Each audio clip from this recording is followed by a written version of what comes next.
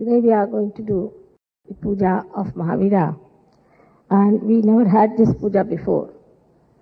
The reason for this was that Mahavira's life was an ascetic's life, just like Buddha, even more than Buddha it would be, because at the time when these two were born, the Brahminism of the Hinduism had taken a very funny form.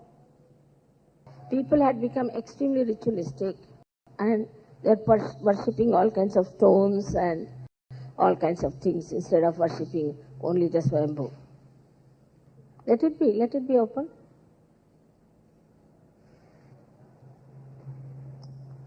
The ascetic life of Mahavira was of a very, very extreme nature.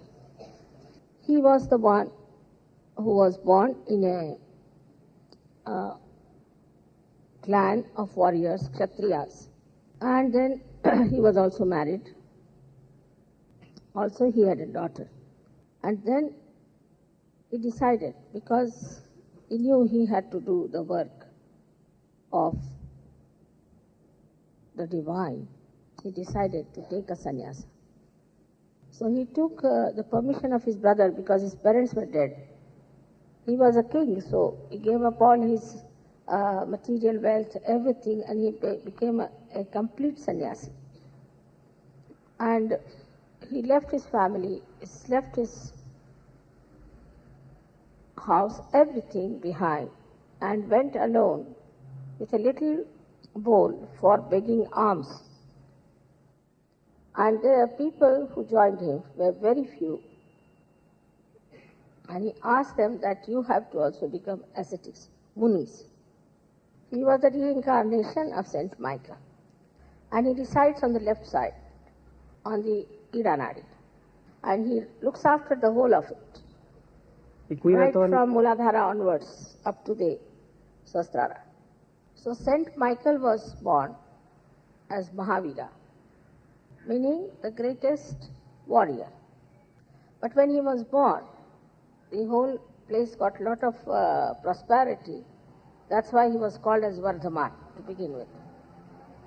But his asceticism was there because of the Brahminism that was so prevalent in those days, and people were absolutely drowned into it. After Sri Krishna, these two persons, Buddha and Mahavira, both of them incarnated in India.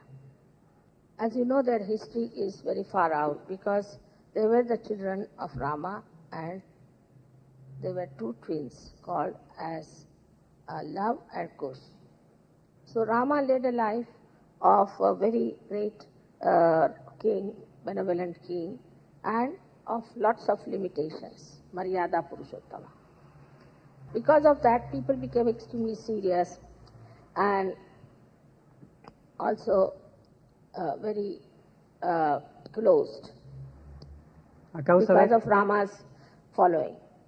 Of course, after every incarnation, as they do not get their realization, they get deviated and start going to the extremes of everything. So they went to the extremes and became very, very much sort of quiet people, wouldn't talk to anyone, would be very formal sort of people, because that was the life Rama had to lead. And because Rama left his wife, many people at that time felt that wife is not to be paid so much attention to. So Shri Krishna came. Actually, Rama took birth as Shri Krishna to overcome these conditionings. And he said, all this is Leela, this is all a play.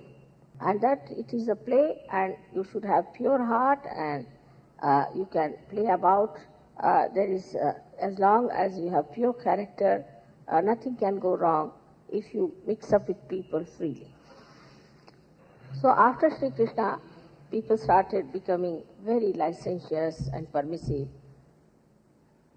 And they created poems and things of Krishna's love stories, which was all false.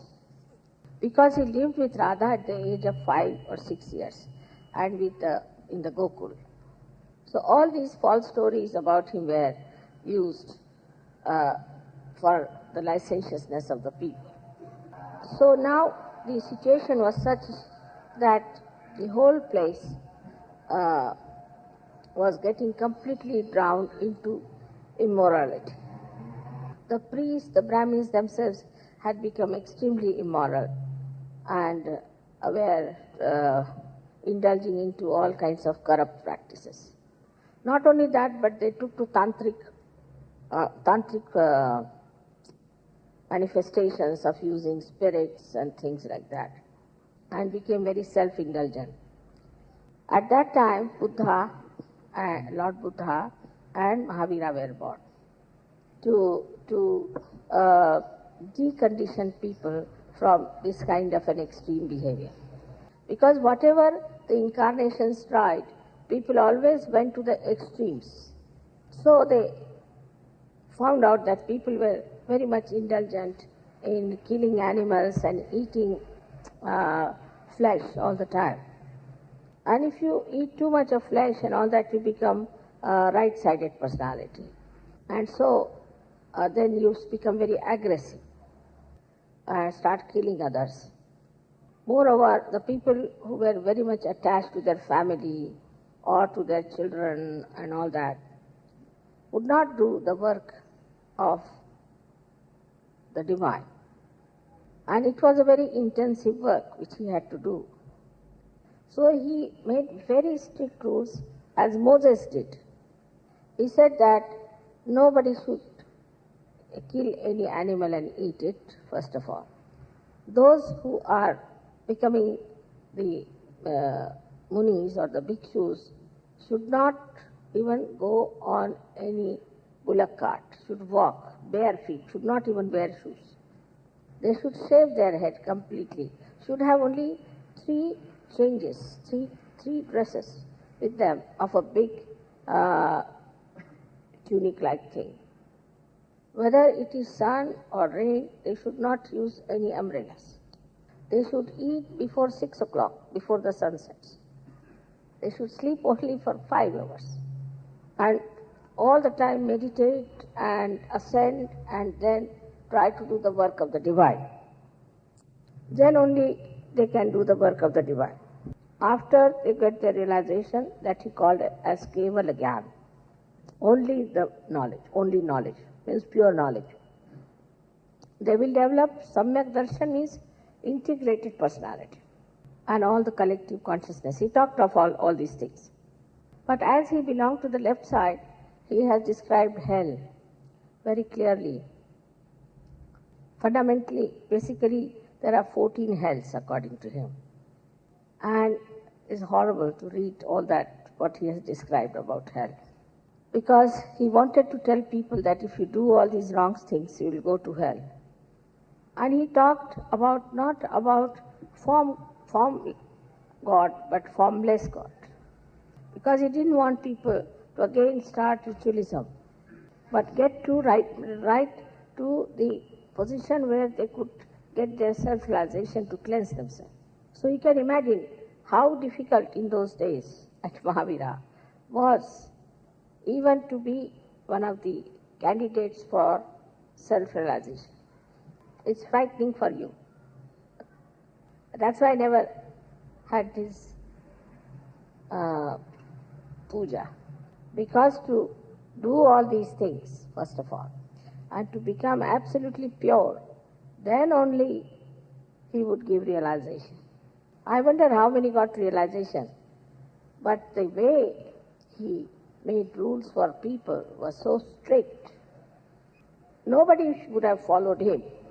But he told them about the hell in which they will go if they don't follow. So they were so frightened that they joined him and started following Jainism. Jain means the one who has known, who is enlightened. It's the same word is jna, means to know. Ja from means to know. It's the same word. It's the Jew means also the one who knows. He didn't say that you should not eat meat, but he said that if anybody is found with another woman, he should be killed. The Muslims that they follow Shariat is made by Moses for the Jews because they had become so self-indulgent.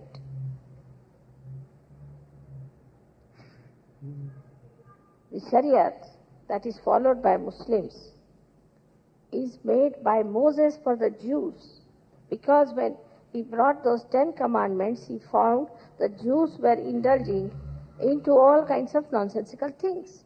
But Jews very nicely put it on the shelf and the Muslims took to it. So, now this Mahavira style went to the extreme as usual. Even Lord Buddha's, same thing.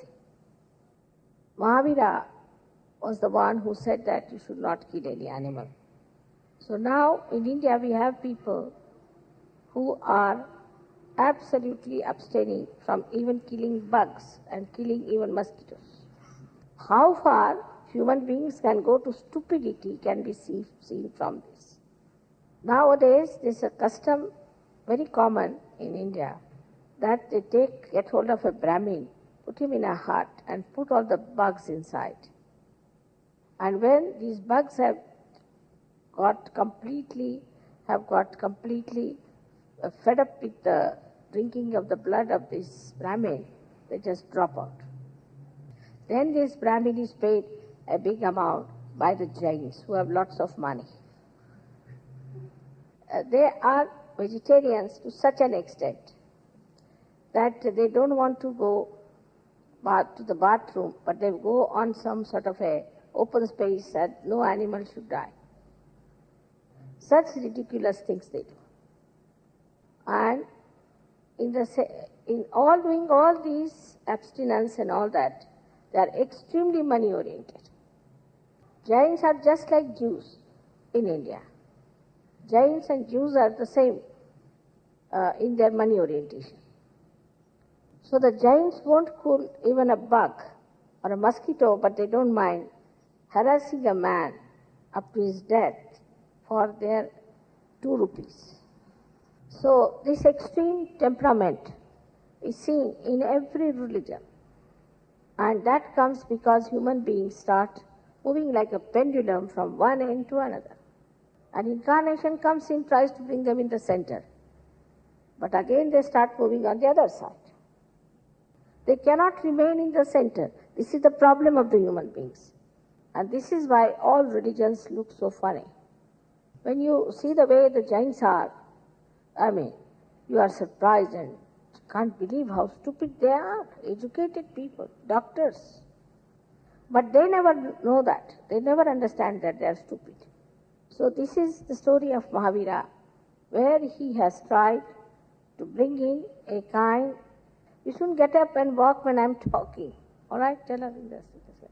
They're eating, they're walking about. Will you please tell the Spanish to behave themselves? When I started Sahaja Yoga, if I had started like Mahavira, how many would have joined me? Even when you have raised the Kundalini, you have got your realization, there is not much of detachment. Sannyasi meant that he had nothing to do with his wife, nothing to do with his children, nothing to do with his family or house or anything, possessions, no possession. But they were given such a little to eat, without any, just boiled food, just boiled. And such strict order. But in Sahaja Yoga, I have first of all raised your Kundalini without telling you any ritual, any what you can call a strictness or anything about it. Just whatever you are, all right, get your realization. And I thought that by raising the Kundalini, by self-realization, I need not tell them about hell. Only by that, they will become quite detached and wise. But even now, what you find is that there are people who get married in Sahaja Yoga and just get lost. Either the wife dominates or the husband dominates or both of them get completely lost. Normally in the Western countries, as soon as they get married for second day, they start quarreling. and within 1 week they start talking about divorce. But in Sahaja Yoga, when they get married, they just get attached to each other like glues, you see. Then there is no other interest left. All the time thinking of wife, or husband. Some want to go for honeymoon, some want to do it in a very big way with a reception and things. The importance is given so much that it is unbelievable that whatever things we have left to come to Sahaja Yoga have become multifold. And this marriage system that we have started in India is becoming a headache to me now. Either they fight as usual and divorce, or they get glued together. There's nothing in between. They don't understand that they are married for Sahaja Yoga and they have to use marriage for Sahaja Yoga only. But this attitude of Sahaja Yogis is very surprising, because I always felt after self-realization they will be automatically sannyasis from within. They will themselves be like Mahavira's disciples. But what I find is that still they are always falling back into the same ocean from which they have come onto the boat. For example, now somebody was fond of saying films or say football, of all the things, football. So they are still busy with football. It's become a craze with football, or a picnic, or a holiday, or a sea resort. After realization, how can you enjoy these things so much? That means you have not touched that depth within you yet. Your depth of joy. You have not yet touched. Still you have to touch it. Once you touch that, you really don't care for anything. Just don't bother for anything. You are so self-contented. You just enjoy yourself. But I do not know if I should tell you about hell and frighten you, or I should put restrictions on you. But this is the one Mahavira's Puja have been avoiding so far. Even the ladies had to take out all their hair and wear only white, one sari and one blouse, that's all. No shoes. And also had to walk, never get into a bullock cart, leave alone cars. They had to get up at 4 o'clock, have their food till 6 only, and then sleep off. There is 40 days purivation, when you have to only live on water, only water. Now in Sahaja Yoga, it's the other way around, it's all enjoyment. You enjoy everything, you enjoy each other's company, you enjoy music, it's all enjoyment for you. But without touching your inner enjoyment, you cannot ascend. You must touch your inner enjoyment and then enjoy everything else. And any hard word said, even one word said hard, they had to repent and go on fast for days together for saying one harsh word. But here, people go, suddenly I find they are walking nicely, suddenly they get onto the horse of a ego and start jumping on others. The whole scene is so jocular, I tell you. I just watched, suddenly what was he? Was a nice fellow, walking just now, suddenly what has happened to him? Suddenly he started behaving like this. I never wanted to frighten you about the hell. But there is hell, I must say. And so one has to go deeper into your own enjoyment so that there is complete contentment. So the things that are said about Mahavira, taken to the extreme, that one day he was meditating and he had only one piece of cloth on him wrapped with a dhoti, and he had covered himself up with one piece of cloth. So when he was coming out of his meditation, his cloth got entangled with some bush. So he had to take off half of it. Then Krishna came to tease him as a beggar. And he said, you are a king and you can always get something cloth, but I am shivering. So why don't you give me this piece of cloth that you have? So he gave him his cloth and covered himself with some leaves and went into his palace and changed himself into his house and changed his clothes. So these horrible Jains make his complete nude photograph so huge, 150 feet height, nude, absolutely nude into details. They work it out, stupid things.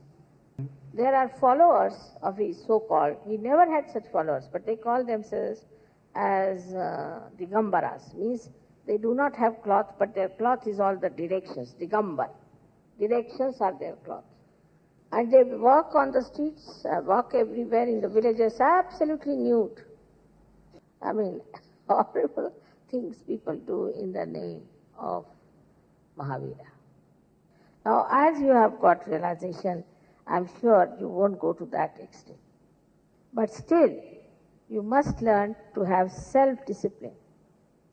If you have no self-discipline, you cannot jump into that depth where there is complete Keval Gyan, means absolute knowledge, absolute love, and absolute joy. So this self-disciplining is very important. Of course, we need not go to the Mahavira's extent now because luckily I have given you realization. But still, do not go back to things which you have left.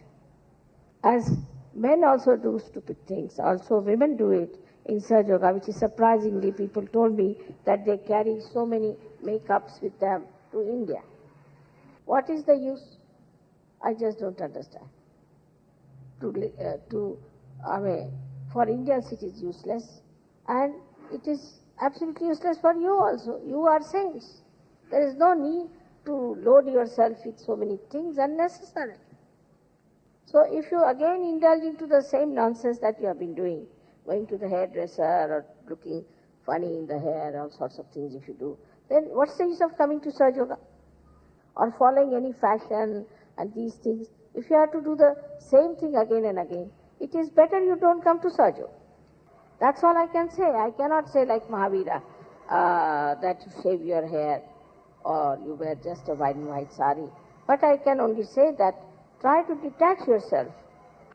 I was sure with my experiment that people, when they get realization, gradually they will get detached. And you all have to cooperate with me to see where is your attention. What are we doing the whole day? What have we done for Sahaja Yoga? How many people we have given realization? Everything seems to be important but Sahaja Yoga. But Mahavira's people did not do any jobs, nothing. They had to live in jungles. They had to beg for their food. And that's how this Jainism has spread. But what sort of a Jainism it is, I have told you already. So unless and until you touch your depth, you will become like any other religion. Because you won't be actually Sahaja Yogis, just nominal. So we have to work in such a manner that we understand ourselves and we understand our attention and we try to ascend. I don't have to tell you. You yourself have to work it out in such a manner that you touch your depth and you become an ascetic within yourself.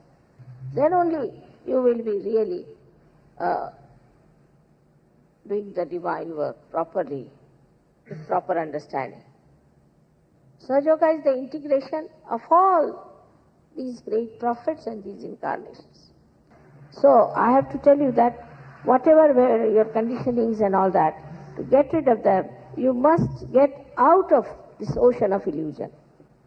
So this is the only thing I can just now say about Mahavira, but lots can be said because of he deals with the past, all his past lives and everything are described.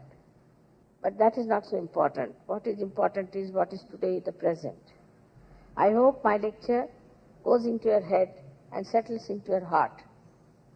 And you understand what you have to do about yourself, about your ascent. You have to be genuine people. Then only it is going to show results in the whole world. I hope you will pass this tape to all the people so they should know why I didn't have Mahavira's Puja all these years. May God bless you all. Yes, let him leave.